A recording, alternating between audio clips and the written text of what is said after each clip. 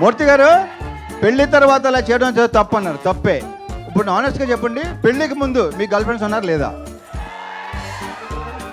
ఇందాక వేసిన క్వశ్చన్ వేసినప్పుడు మూర్తి గారు చాలా హై పిచ్లో చాలా తప్పది అన్నాడు ఆయన, చాలా గట్టిగా అన్నాడు ఆయన. సో పెళ్లి తర్వాత డేటింగ్ కరెక్టా రాంగా? ఎస్ ఆర్ నో, మీరు ఎక్స్ప్లెనేషన్ ఇవ్వద్దు, మాకు ఓన్లీ ఒకటే ఆన్సర్ కావాలి.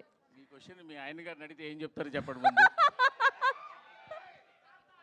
సార్ నేను ఈ ఆటలో లేను, నేను ఈ ఆటలో లేను. మీరు ఆటలో లేకపోతే కదా.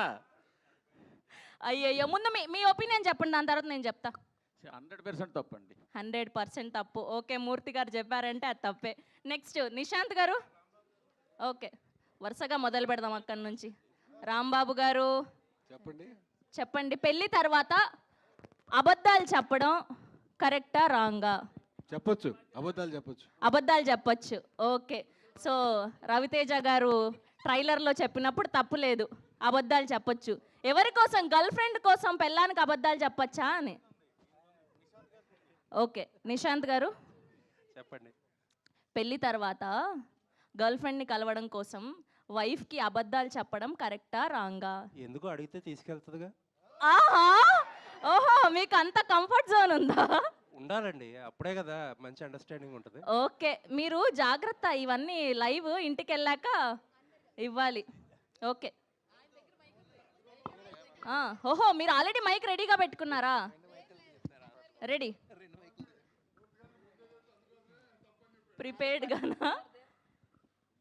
చెప్పండి, మీరు ఆన్సర్ చెప్పండి. పెళ్ళి తర్వాత గర్ల్ ఫ్రెండ్ని కలవడం కోసం వైఫ్కి అబద్ధం చెప్పడం కరెక్టా రాంగా? చెప్పొచ్చా అని? అబద్ధాలు చెప్పొచ్చా? మీ ఒపీనియన్ చెప్పండి, వాళ్ళ ఒపీనియన్ కాదు. ఆయన ఫాలో అవుతుంటాం, సీనియర్లు ఫాలో అవుతుంటాం. ఓకే, సీనియరే అంటారా మీరు కూడా? ఓకే, నెక్స్ట్ బ్యాక్ సైడ్ ఇవ్వండి, బ్యాక్ సైడ్ ఇవ్వండి మైక్.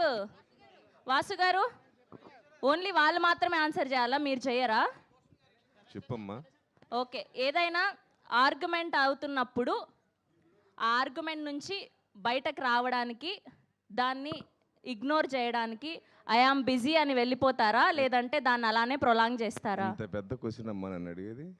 చాలా ఈజీ క్వశ్చన్ అడిగాను నేను. ఆర్గ్యుమెంట్ని అవాయిడ్ చేయడానికి బిజీ అని తప్పించుకుంటారా, లేదంటే అప్పటికప్పుడు దాన్ని సాల్వ్ చేసుకుంటారా అని? బిజీ అని తప్పించుకుంటా.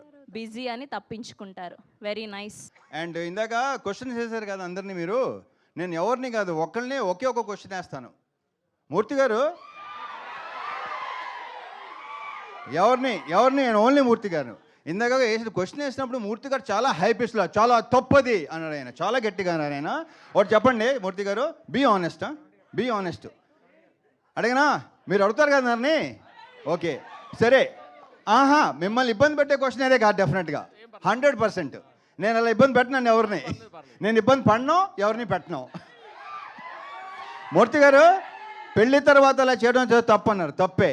ఇప్పుడు ఆనెస్ట్గా చెప్పండి, పెళ్ళికి ముందు మీ గర్ల్ ఫ్రెండ్స్ ఉన్నారు లేదా?